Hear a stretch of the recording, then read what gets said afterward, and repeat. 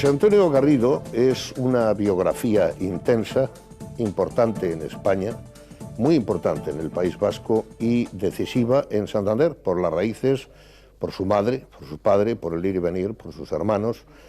Pero hay que empezar por los títulos, que aunque suenan rimbombantes, son absolutamente merecidos. Han ido de abajo arriba. José Antonio Garrido ha sido probablemente la carrera ejecutiva más importante del país.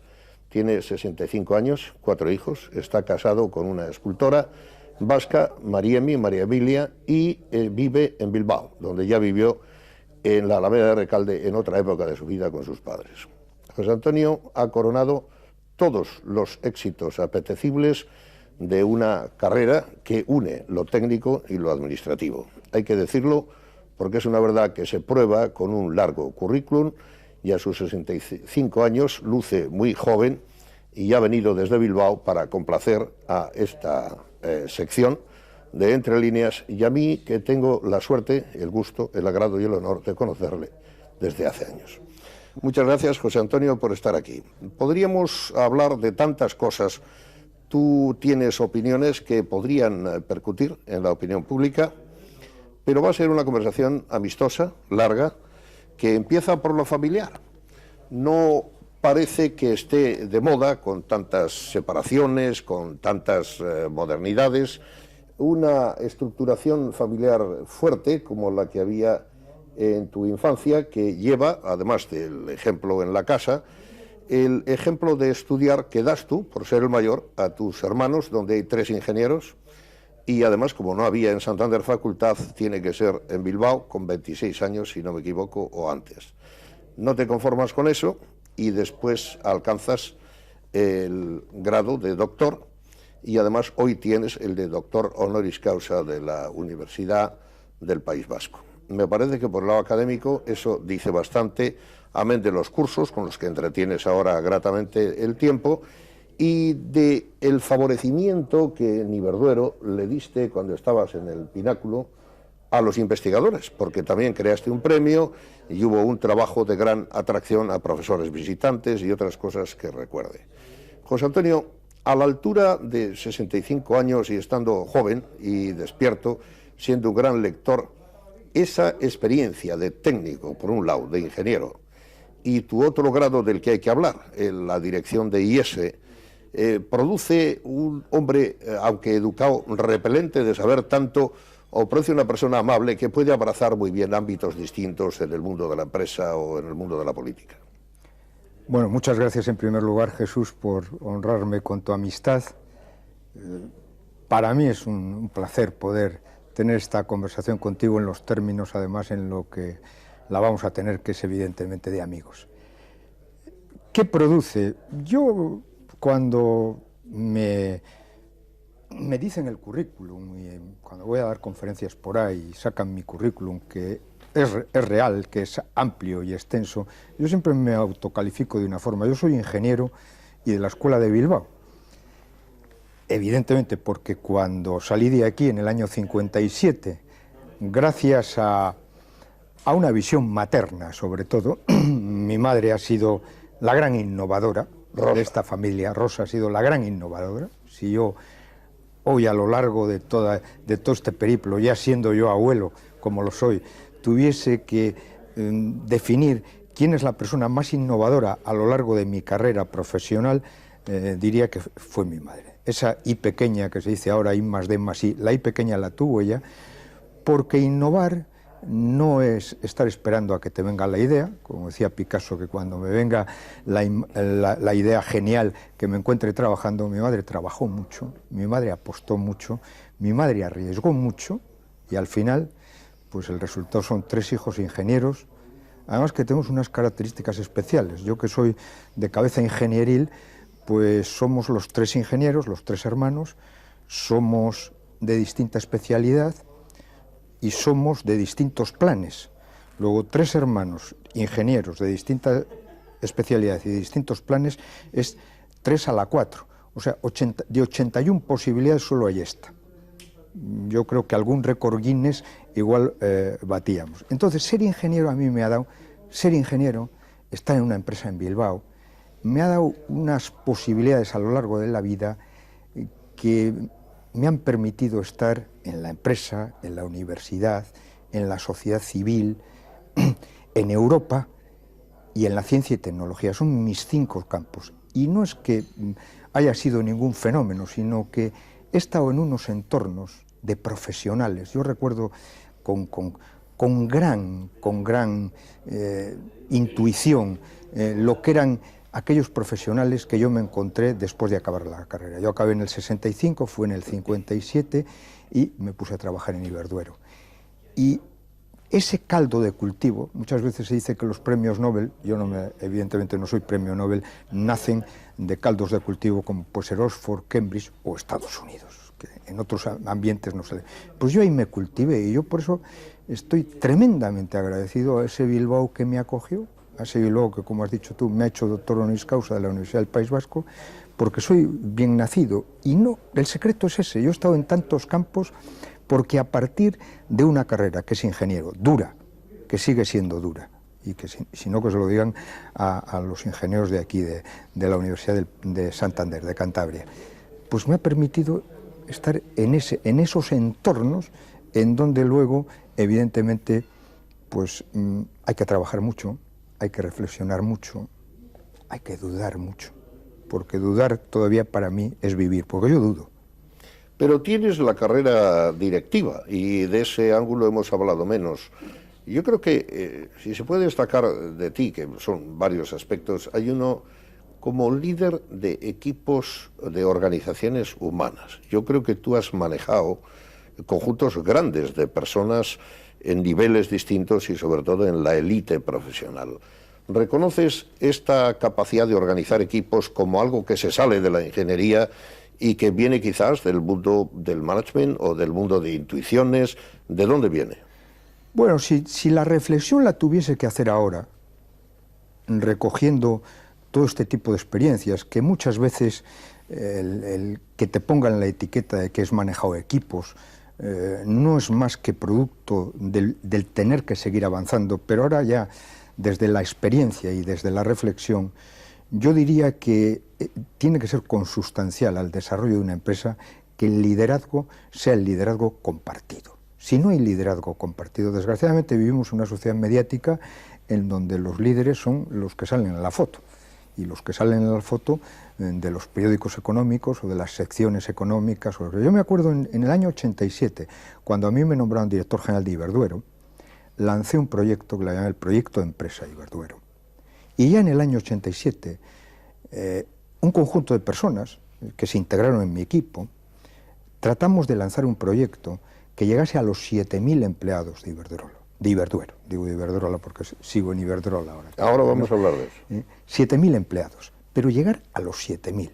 Y llegar a los 7.000 es definir un proyecto claro de compromiso en torno a cuál es el objetivo a largo plazo, a dónde quieres ir, cuál es la misión, a qué te tienes que dedicar y sobre qué valores. Yo y eso lo he traducido a proyectos empresariales que van desde la empresa grande a la mediana, a la pequeña, a la persona, a la pareja, porque en el fondo cualquiera puede definir ese triángulo, si se compromete a definirlo. Claro, lo que no puedes decir es valor la honradez y luego no ser honrado, porque tienes 7.000 empleados debajo que te dicen, oiga usted, que usted ha dicho que el valor de esta empresa es la honradez, o valor la profesionalidad y luego no trabajar. Pero lo traduzco igual a mi familia, a mí mismo y a cualquier persona, porque yo creo que lo que está hoy en nuestro país, estoy hablando de España, y nuestra comunidad autónoma, estoy hablando de Cantabria, y la comunidad autónoma de Euskadi, es necesitada de proyectos que ilusionen a la gente. José Antonio, pero las cosas se remontan siempre a la adolescencia, a la niñez. Escalapios, Coscas, el padre Vela, creo que jugabas de medio centro. Eras un chico normal, pero que ha demostrado en los idiomas, estudiaste en el bachillerato. He sabido que el esfuerzo de energúmeno para aprender inglés sin ir a los sitios al principio fue muy grande, y me lo ha dicho alguien que te conoce muy bien. ¿Por qué no hablar de las capacidades de desarrollo que no nacen de los demás, que nacen del esfuerzo personal? Hay quien dice, y quiero unir la pregunta anterior a esta, el recuerdo sobre la mirada de la adolescencia, a que ibas para jesuita. Esto estoy seguro que no esperabas que lo preguntara. ¿Hace este recuerdo y qué te desvió el camino, aunque sigues lógicamente apegado a la simpatía y al agradecimiento a los jesuitas? Me faltó un pelín, pero un pelín. Esto no lo esperabas, ¿verdad? No, pero bueno, pero no tengo por qué ocultar es divertido. Ninguna de estas cosas. Al contrario. Yo soy creyente. Naturalmente, muy bien. Practicante no tanto, y por lo tanto ya a estas alturas de la vida hay una canción de Iglesia que dice: al atardecer de la vida te examinarán del amor. Evidentemente, pues yo estoy en el atardecer de mi vida, aunque aparenta tener una salud o una figura diferente, pero tengo 65 años, eso no lo puedo obviar. Sí es verdad que cuando yo acabé el bachiller en los Escolapios, con gran esfuerzo de mi madre, sobre todo, que ha sido en el País Vasco, cuando se habla del matriarcado se habla de la echecoandre. Sí.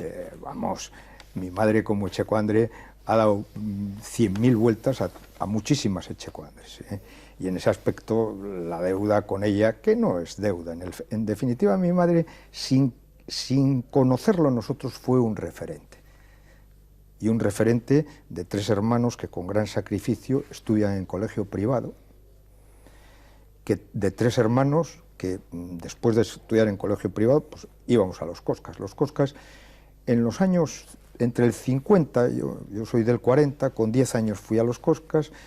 Hubo un revolucionario en aquella época, un innovador, el padre Vela. Yo me acuerdo que en los años 50 jugábamos partidos de fútbol de noche, con focos, y radiábamos los partidos para la gente que los estaba viendo.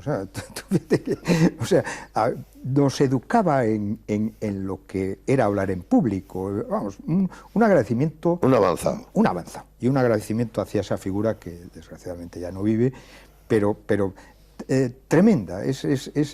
Parece mentira que hoy, con más medios y con el conocimiento al alcance de cualquiera, esas figuras no salen.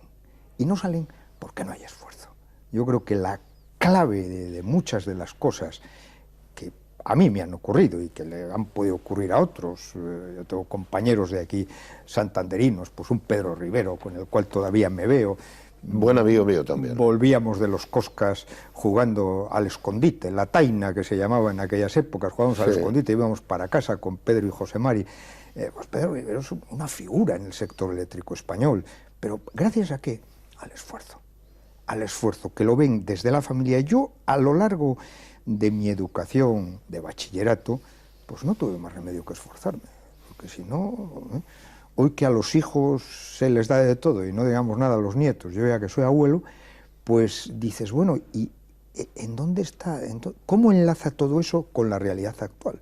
Porque claro, no puedes pensar que tienes que vivir con los condicionantes y las restricciones de aquella época, porque no son las mismas, pero es esfuerzo. Yo hoy todavía, cuando clausuro, el próximo viernes, por ejemplo, el próximo viernes tengo que ir a San Sebastián, a la Universidad de Deusto, a clausurar un máster. Pues todavía diré que hay 3 ventajas competitivas que hoy las puede tener cualquier joven, tenga o no tenga carrera, si tiene carrera todavía más, que es que la gente no las descubre. Primera ventaja competitiva, aprovechar el tiempo. Claro, cuando tú ves a jóvenes hoy que dicen, no, es que el domingo voy a estar todo el día en la cama porque estoy agotado. Aprovechar el tiempo. La segunda es hacer bien las cosas. Yo ya he bajado un escalón porque digo hacer bien las cosas fáciles. Y la tercera, leer. Y no digamos nada, leer en inglés, que hoy pueden leer todos. Porque ¿quién no se sacrificó hoy por un hijo para que vaya a Inglaterra? ¿Cómo fue que tú aprendieras inglés? Porque creo que son... Pues mira, está esbozado, pero no está dicho. Obviamente mi bachillerato fue francés, de colegio, de estudiar francés, y en el año 70 Iberduero promocionó mucho el aprendizaje interno de inglés, que yo me apunté inmediatamente y además con posibilidades de pasar alguna temporada en Londres, como pasé. Pero luego por obligación, porque me vi envuelto en un proyecto de un sistema de gestión de energía a caballo entre Houston y Schenectady.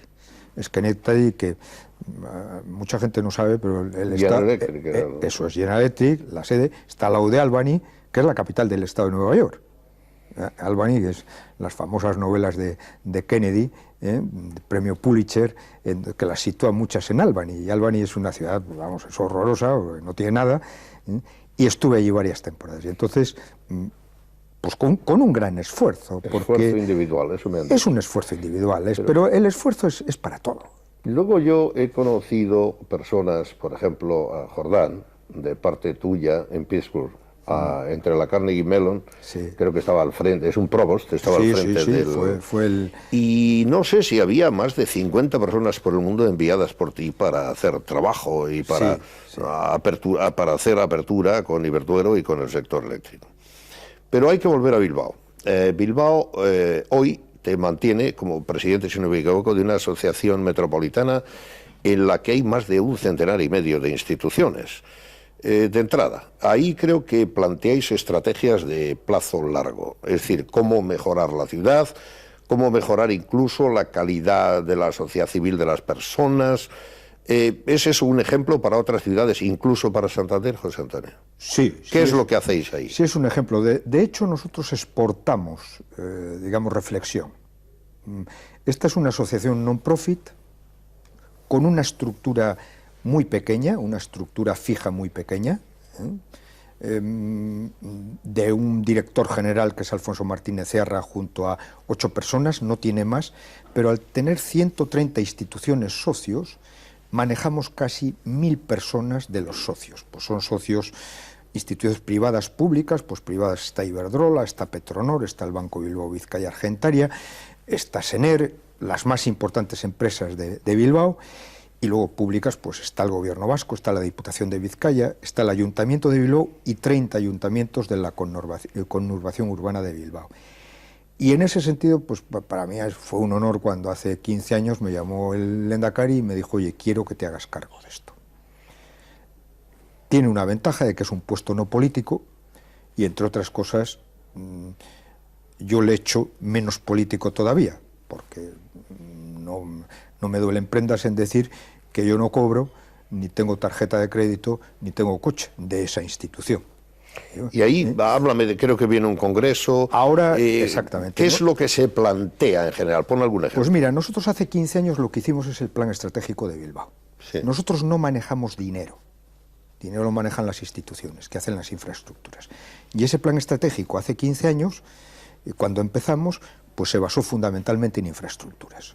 Es el puerto, es el aeropuerto, el superpuerto, el Guggenheim, el metro. ¿Y el Ejecutivo luego os hace caso? Habitualmente sí. Ya. Bueno, claro, también puede haber una propuesta utópica, pero exacto. En un grado sí. Y en ese esquema de plan estratégico sí. Bueno, hubo un tiempo en el que, si no me equivoco, perteneciste a lo que se llamó Inesca aquí, en Santander, sí. Que era un grupo de... No estoy buscando ninguna vuelta porque te veo la sonrisa, pero eso acabó, no sé en qué resultó, y ahora creo que no hay nada. Es decir, no existe en paralelo algo que indique a los políticos en esta autonomía nuestra lo que tienen que hacer. Obviamente no estamos importando ningún modelo vasco, porque eso fíjate cómo sonaría en Cantabria, pero sí el modelo de una experiencia. Tú has estado al frente de estudios en Iberdrola, por lo menos en 3 ocasiones distintas, a alto nivel de competencia técnica y de asesoramiento sociopolítico. Ahora estás en Bilbao. ¿De alguna manera no estás aquí desperdiciado? Bueno, yo no puedo... No, pero en fin, en relación a esa etapa de Inesca... Quizás la etapa de Inesca fue una etapa prematura. Era el tiempo de la UCD, si no me equivoco. Sí, pero incluso es antes de salir esta asociación para la revitalización del Bilbao metropolitano. Fue antes. Sí, porque a mí me visitó Cearra en Washington de tu parte después. Exacto. Quizás aquello fue prematuro. Yo hoy creo que el modelo de asociacionismo que tenemos en Bilbao es un modelo perfectamente asumible por cualquier ciudad española. Por cualquier ciudad, es modelo de ciudad, no es modelo de autonomía, es modelo de ciudad, y la ventaja que tenemos es que nos hemos situado en el mundo. Es decir, esta asociación está en los foros más importantes del mundo. En los foros más importantes del mundo. Nosotros empezamos con el modelo Pittsburgh, de ahí viene la relación con Jordán. Copiamos el modelo Pittsburgh, de revitalización de ciudades en declive. Pittsburgh, el acero, ciudad en declive. Sí, sí, hoy limpian los nietos de los que mancharon, pero exacto, es una bellísima ciudad. Además. Exacto, exacto. Luego pasamos a Europa, y en Europa vimos Manchester, Newcastle, la cuenca del Ruhr, como modelos. Sí. Y luego, en los últimos 5 años, hemos vuelto a Estados Unidos. Seattle, Austin, una serie de ciudades que no son las macro ciudades. Nosotros no, el modelo no es Nueva York, no es Sao Paulo, no porque no son modelos. Busca algo homologable en las dimensiones, exacto, por lo menos en cierta proporción. Exacto. Y en ese sentido, pues nosotros tenemos una presencia en España grandísima en ciudades que vienen a visitarnos, que vienen a que les expliquemos nuestro modelo e incluso a pedirnos asesoramiento. Como esta organización es non-profit, pues el asesoramiento le damos. Por Bilbao, por la oficina que está además en la Gran Vía, de la Asociación para la Revitalización del Bilbao Metropolitano, pues pasan al año cientos de expertos y de personas, españoles, extranjeros, de todo tipo. Y el modelo, naturalmente, que es transferible, comprable en el sentido entrecomillado, pero sobre todo lo que va a ser más comprable es la reflexión a futuro. Porque el problema de todas estas ciudades, sobre todo en España, en donde el nivel de vida pues ha aumentado de forma espectacular, yo diría, y ya casi están hechas la mayoría de las infraestructuras, es cuando pasas de los tangibles a los intangibles. Y entonces nosotros estamos ahora en un modelo que define un triángulo que es personas, actividad económica y atractivo de la ciudad. Entendido. Y esa va a ser la base del Congreso Mundial que vamos a celebrar en el mes de mayo para ciudades desarrolladas. José Antonio, 15.000 empleados, es mucho decir. Sobre tu espalda estuvo, obviamente no en exclusiva, pero sí de manera muy personalizada, la gran fusión industrial española, que fue Iberduero e Hidroeléctrica. Creo que en el despacho del conocido profesional del derecho, Mario Fernández.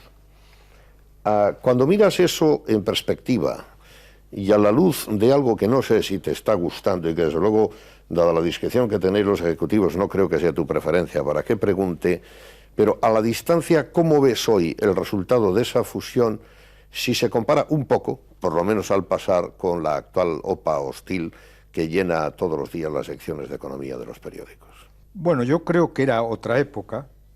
La fusión se hizo en el año 1991, como dice mi presidente actual, don Íñigo Oriol, fue a la tercera, al tercer intento, fue una fusión amistosa, estuvo muy bien soportada, sobre todo por toda una serie de estudios técnicos importantes, muy importantes por parte de las dos empresas, y evidentemente no tuvo, a mi modo de ver, estoy expresando opiniones naturalmente personales, todas las opiniones son personales, las mías a estas alturas de la vida, porque, como yo digo, he conseguido tener libertad de ser y libertad de estar, y mientras no se moleste a nadie, las opiniones yo creo que hay que darlas, por si sirven, fundamentalmente es por si sirven, ¿no? Entonces, en ese sentido, a mí aquella fusión fue, vamos, el no va más de mi carrera, porque yo me encontré pues con una empresa de 15.000 personas, en donde tuve que implantar un proyecto de empresa. Y además, con dos culturas que, aunque eran diferentes, eran bastante coincidentes, que es la cultura del trabajo de aquellos grandes hombres, que también tuvo Cantabria. Yo he estado en este mismo salón, con ¿Del Hotel Real? En el Hotel Real, con don Emilio Botín, padre, todavía me acuerdo, con José Luis Leal, de vicepresidente del gobierno español, en unas jornadas sobre la Comunidad Europea.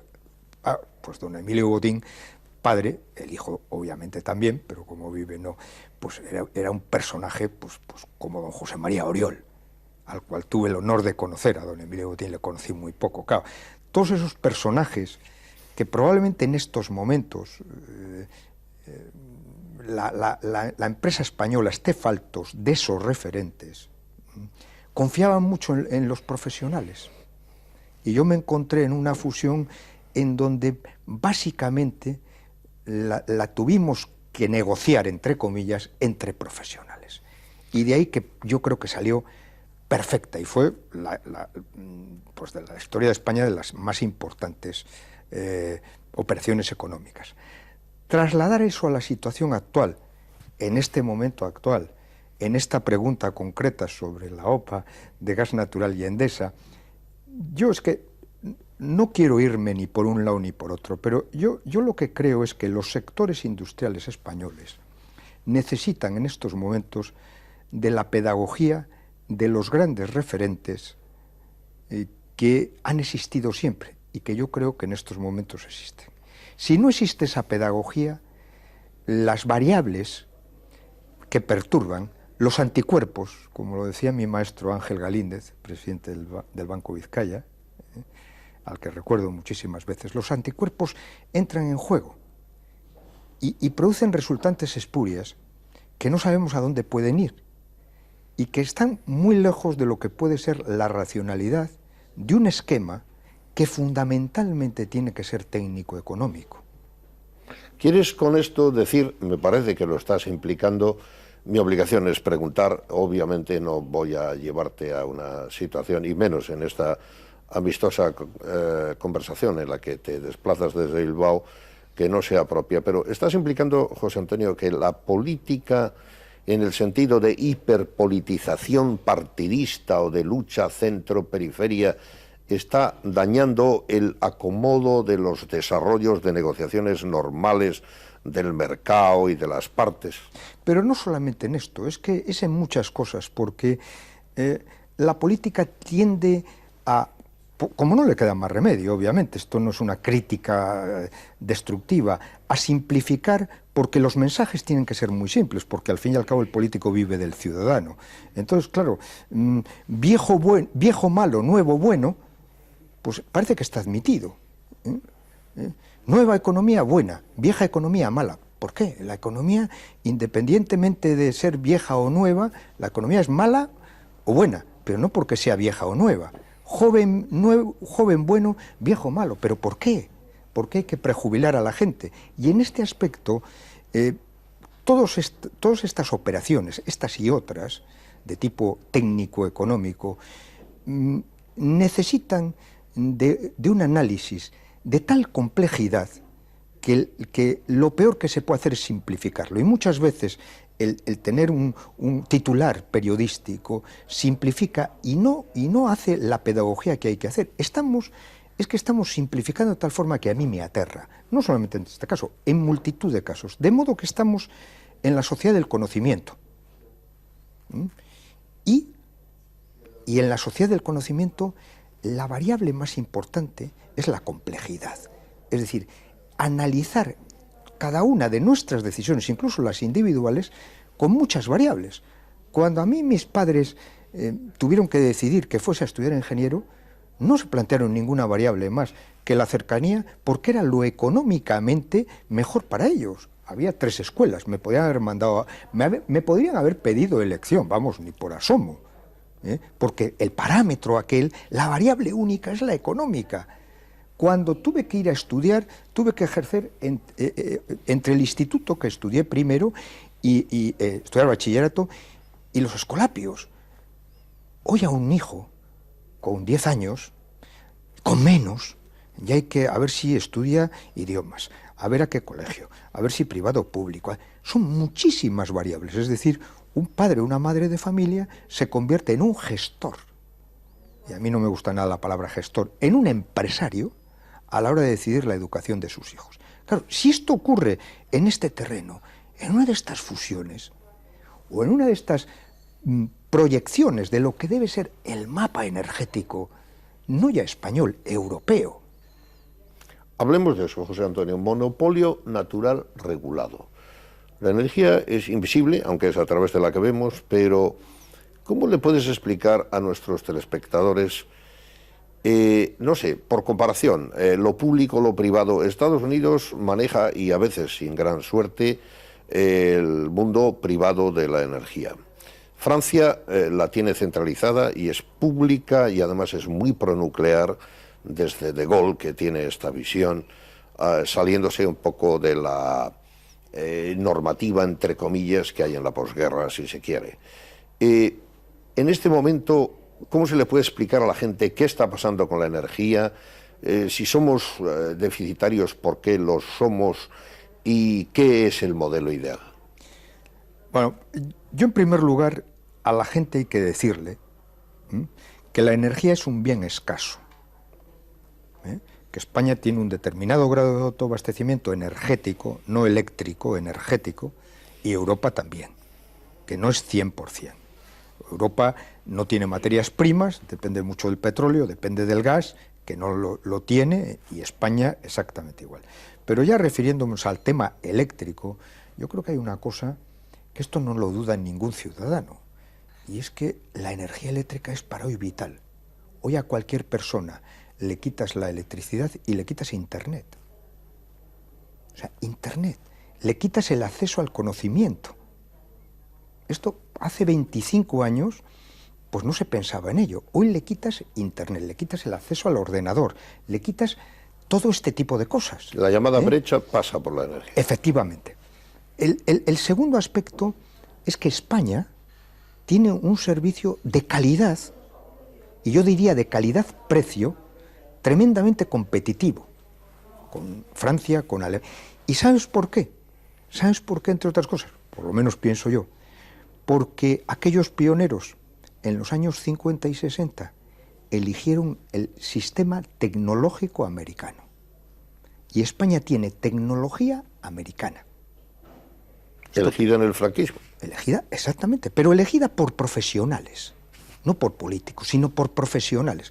Mientras que Francia tiene tecnología americana en todo el desarrollo nuclear, que ha sido la gran base de crecimiento económico francés desde la época de De Gaulle, como has dicho, todo lo referente no solo a hacer centrales, sino a toda la industria asociada al desarrollo de esas centrales nucleares, y Alemania pues tiene otro sistema, pero España copió, o sea, se dejó colonizar en los años 50 por tecnología americana, en los 60 y 70 la hizo propia, la conoció, los técnicos la conocieron, llaves en mano, y en los 70, 80 la mejoró. Es un proceso que esto no se ha explicado, y gracias a eso, pues el tener luz aquí hoy, que parece tan sencillo en una casa de pegar el interruptor, nunca falla, nunca falla. O el ciudadano no se hace la pregunta, voy a dar aquí, tengo que dar 3 veces a este interruptor, no, da la primera y enciende. Y es un complejo sistema que está detrás de ello. Pero nada funciona como la EDF francesa, es decir, tú tienes un desideratum, un modelo ideal para en este momento, en el 2006, para las distribuciones utópicas de lo que podría ser la... Yo particularmente tengo una idea, y evidentemente expongo una opinión personal, que yo creo que cada vez va a cuajar más, y es que la electricidad se va a ver cada vez más a nivel europeo. No tiene visibilidad europea porque faltan autopistas, faltan interconexiones, y concretamente España tiene muy pocas interconexiones. Pero yo creo que a 10 años máximo se van a formar unos conglomerados, llamémosles un oligopolio, pero sin lo peyorativo, porque es que parece que es lo mismo que privado o público, ¿no? O sea, mire usted, a veces la titularidad es lo de menos. Si la universidad pública es mejor que la universidad privada, pues la gente irá a la pública. O si la privada es mejor que la pública, la gente irá a la privada. O sea, ¿crees que hay que definir lo que no es predefinible? Exactamente. Yo creo que hay servicios esenciales para los ciudadanos que son servicios al público, no públicos, al público, a la sociedad. Y la titularidad de esos servicios, pues veremos. Hay algunos, como a los franceses, que le ha resultado mejor que esa titularidad sea pública y han funcionado muy bien y siguen funcionando bien. Ahora quieren privatizar, Francia quiere privatizar EDF, pero en definitiva yo creo que se va a configurar una Europa, y no digamos nada con el este. Y tú que eres lector, José Antonio, ¿cómo ves, son adversarios tuyos los ecologistas? Bueno, yo creo que en esto al ciudadano también se le simplifican las cosas. Yo que he vivido toda la época del tema de la energía nuclear, a dos compañeros míos, a uno concretamente le asesinó ETA, José María Rián, y a una semana de haber estado yo con él enseñando la central, y a otro posterior, a Ángel Pascual también. Yo creo que en esto hay que hacer mucha pedagogía. Yo, por ejemplo, ahora me declaro ecologista científico y nadie me puede rebatir. Yo soy tan ecologista como el más, pero científico. Y el ecologista científico es el que se hace básicamente 3 preguntas. La primera pregunta es, ¿son ciertos de verdad los peligros que nos dicen, que nos anuncian? Es cierto que si un río está contaminado, se puede medir la contaminación y se puede hasta cambiar en una planificación a largo plazo, como ha sido el Támesis o ha sido la ría de Bilbao. Por cierto, punto crítico que nosotros apuntamos hace 15 años. La ría de Bilbao, en 14 kilómetros de ría, hace 20 años, en los 14 kilómetros desde Labra hasta dentro, 14 kilómetros dentro, no tenía ni vida vegetal ni animal. Hoy se pesca en el puente de San Antón y en el puente de La Riaga se pescan peces. Hoy. Ese es un peligro que se puede medir y ahí está. Ahora, lo de la capa de ozono. Acabo de leer ahora un libro interesantísimo de Michael Crichton, que yo no sé si está pagado por las empresas antiecologistas o por... no me lo sé. El tema del miedo. El tema del miedo, sí, el estado del miedo. Y da unos datos de 150 años de cómo han evolucionado las temperaturas de las ciudades, y resulta que en 150 años, que evidentemente son 150 datos, hay ciudades que no han aumentado la temperatura, incluso que ha bajado 1 grado, o como otra, y sin embargo el consumo de CO2 ha ido creciendo espectacularmente, fundamentalmente por el tema del automóvil y por otros temas. Entonces, ligar el calentamiento de la Tierra a consumo de CO2, pues yo no me lo sé. Esa es la primera pregunta. Por lo tanto, en el tema del calentamiento hay científicos a favor, científicos en contra, y es complicado. La segunda pregunta que hay que hacer es, ¿cuánto cuesta hacer algo? ¿Cuánto cuesta? O sea, porque aquí, en el catastrofismo que mueve la simplificación de las cosas, a fenómenos deterministas los hacemos fenómenos que han sido catástrofes, ¿no? Mire usted, este año es seco, pero es que tenemos 50 años de datos y a lo mejor tenemos 3 igual que este. ¿Qué cuesta? ¿Qué le costaría a Bilbao? ¿Qué le costaría a Bilbao el poder prever, salvar una riada como la del 82 que se te presenta cada 50 años? Pues a lo mejor hay que apechugar. Hay que contemplarla, o Nueva Orleans. Con ese coste. Con ese coste. Lo de Nueva Orleans fue distinto, por ahí se le rompió un dique, o los diques, pero bueno, ¿qué cuesta? ¿Qué cuesta eso? Y luego la tercera pregunta es, ¿cuánto cuesta no hacer nada? El problema de todo esto es engañar con el tema de la vida humana y confundir el concepto de valor y precio. Yo siempre lo pongo en términos de agua y en términos eléctricos. El agua cae del cielo, por lo tanto, el precio de ese agua es 0. Pero el valor de ese agua es la energía que sustituye. Si sustituye ese agua 1 kilovatio hora de fuel vale 5 pesetas, ese agua por kilovatio hora, y en esto es igual. Cuando tú dices que la vida humana vale infinito, es verdad. Pero es que el precio de la vida humana en Angola es $1, a lo mejor por $1 te asesinan, o en Irak ahora, o incluso en el mundo civilizado. Tú puedes contratar a unos mafiosos que te maten por $1 millón. Entonces, 5 por infinito es infinito, y 800 por infinito es infinito, pero 5 no es igual a 800.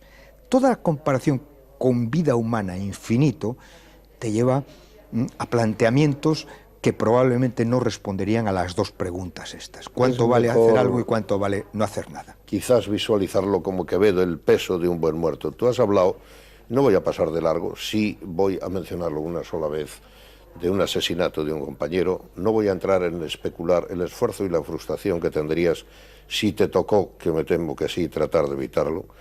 Y obviamente no es una pregunta que te voy a hacer, pero sí una general en términos de la paz, en términos del País Vasco, para que, como eres un privilegiado y además honrado con distinciones como es el honoris causa habitante de aquella tierra, nacido en esta, que nos hagas una valoración de la situación. ¿Tú tienes la esperanza de que esa lacra se acabe? Yo creo que si hay una buena pedagogía política y social por parte de todos los colectivos que forman parte del entorno legal que hoy existe en el País Vasco, si hay una buena pedagogía y si se coincide en eso, porque todos queremos la paz, pero previo a la paz también queremos la libertad. Has dicho y legal. Hay gente que no está libre. Has dicho legal y mencionas la libertad. Creo que no es necesario añadir nada y hacerte incómoda la visita a Santander. No es incómoda, pero no, en absoluto. Hablemos de Santander. Somos unos buenos vecinos aquí. La gente se queja de la Y vasca, se queja de cómo ha habido privilegios en el franquismo para dotar de dinero a los vascos. Hay una queja generalizada que pasa por Villaverde y que pasa por unos tópicos que a veces no lo son, pero ¿cómo encaras tú lo que tendría que ser esta relación? Es decir, no podemos condenarnos a ser un hinterland y la parte incómoda de un mayor dinamismo, a lo mejor es determinista ya, por usar un término tuyo entre comillas. ¿Qué idea tienes como cántabro que recuerda la niñez, que estudió aquí, que aquí haces el canto del recuerdo materno y que visitas, que tienes a tus hermanos, y del éxito profesional que has irradiado a la capital de España desde Bilbao, en donde vivas y donde has regresado y donde tienes relevancia social?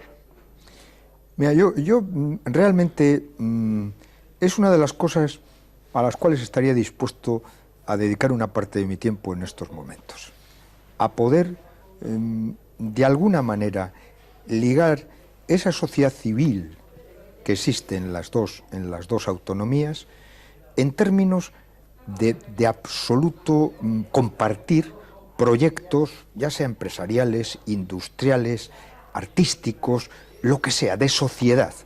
El problema es que la sociedad civil en general ha renunciado al protagonismo. Pero claro, hay que decir quiénes tienen que ser los protagonistas. Los protagonistas tienen que ser los que ocupan puestos en esa sociedad civil arriba, para que eso luego permee hacia abajo.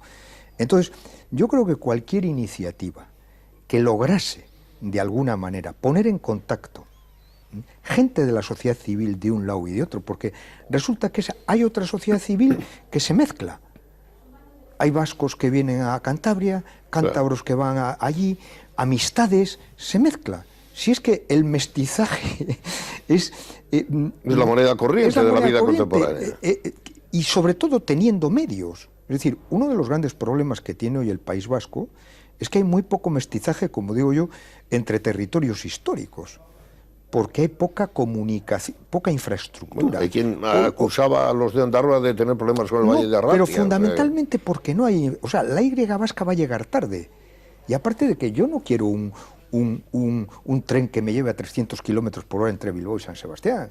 Yo quiero un tren que me lleve de Bilbao a San Sebastián a 150 o como mucho a 200. Yo quiero tener San Sebastián a 1 hora y Vitoria a media hora.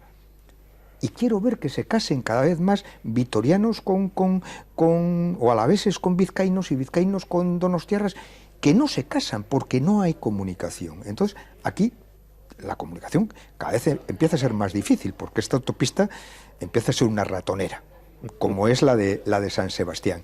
Entonces, en ese sentido, la sociedad civil, digamos, por abajo, está perfectamente permeabilizada. La gente lo admite, y sin embargo, por arriba no. Has mencionado actividades artísticas. Detengámonos un poco en eso. Tu mujer es escultora, creo que hace poco hacía una exposición relacionada con la música.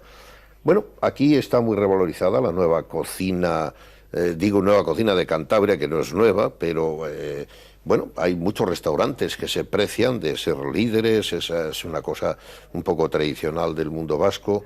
La música está en auge, hay nuevos grupos, hay...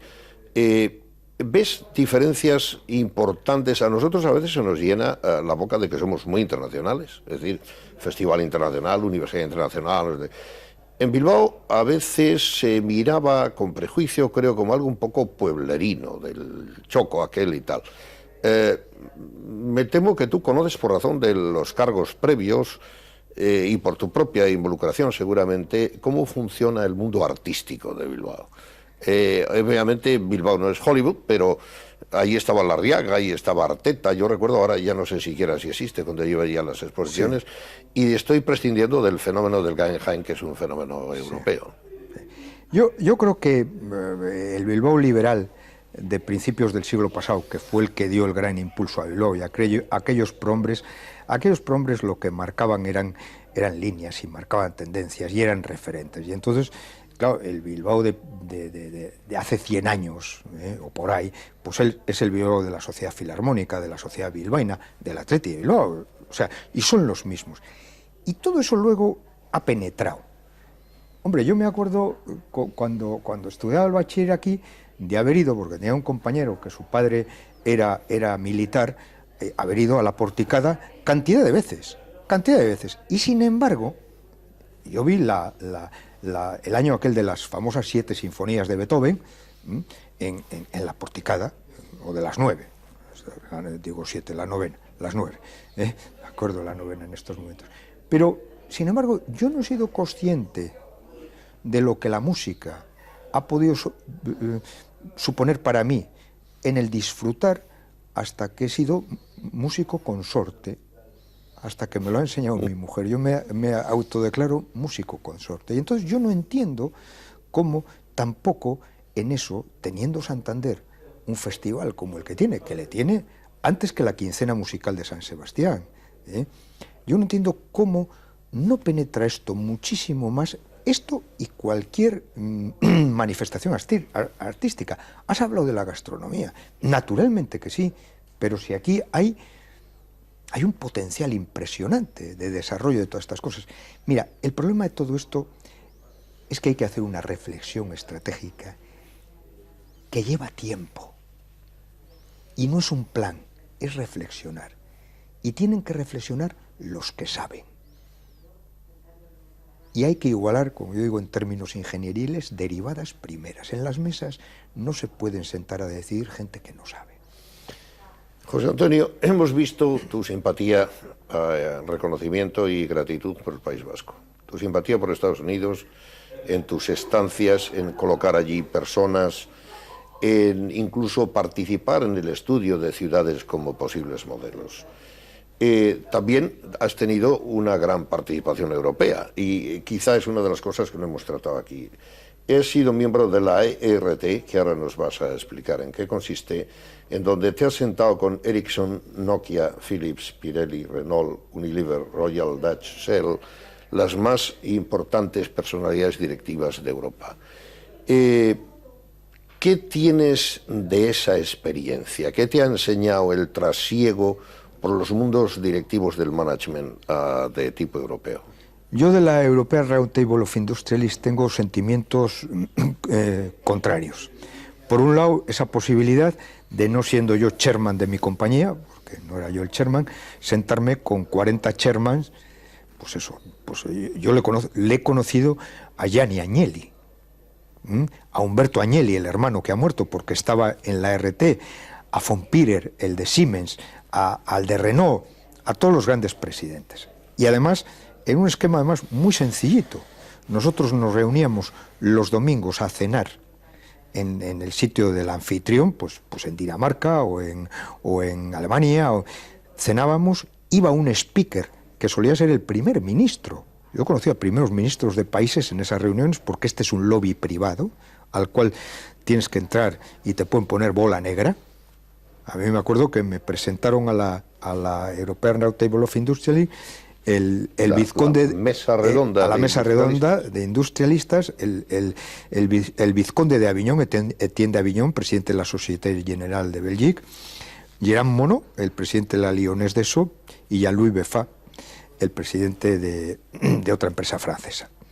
Bueno, para mí eso fue, vamos, yo estaba allí calladito, escuchando, viendo, etcétera, etcétera. Y luego participé mucho en la elaboración de estudios, pero ahí es donde yo noto la diferencia entre el mundo anglosajón, más que el mundo anglosajón, entre Estados Unidos y Europa. Los líderes empresariales americanos son poder de equilibrio. Y los líderes empresariales europeos ahora yo creo que están demasiado pegados al poder político. Esa es para mí la gran diferencia. Estamos, José Antonio, muy cerca del fragmento final de una conversación que podría haber sido más amplia, no sé si más profunda en lo que es algo divulgativo como es la televisión. Pero tengo dos curiosidades finales.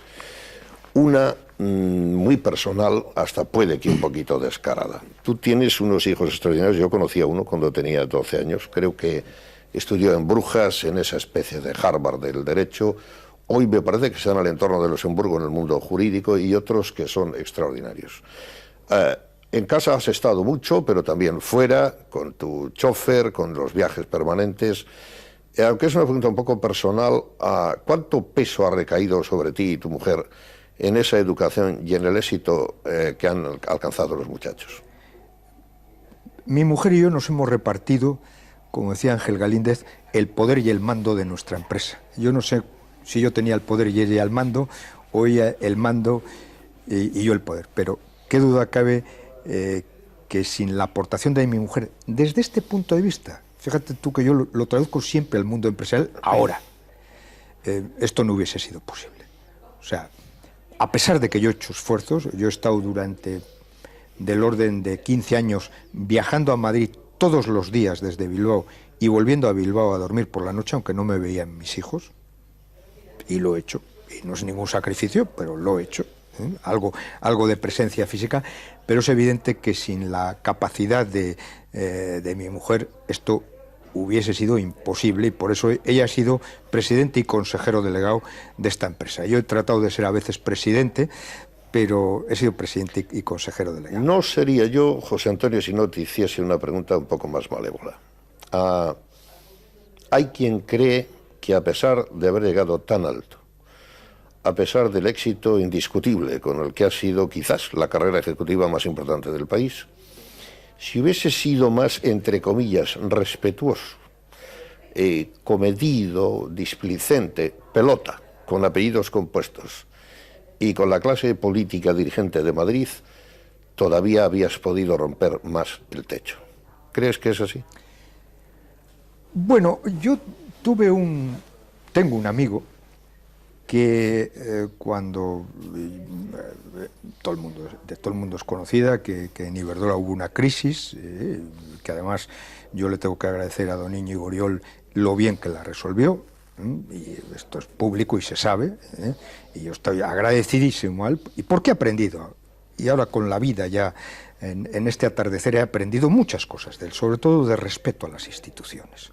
O sea, a mí hay una cosa que siempre en tu afán juvenil, un consejo de administración, una COE, una UNESA, una tal, la ves siempre, joder, pero si esto es no sé qué, no sé cuál, y yo eso lo he aprendido. Él probablemente lo aprendió de su padre y a mí me lo transmitió.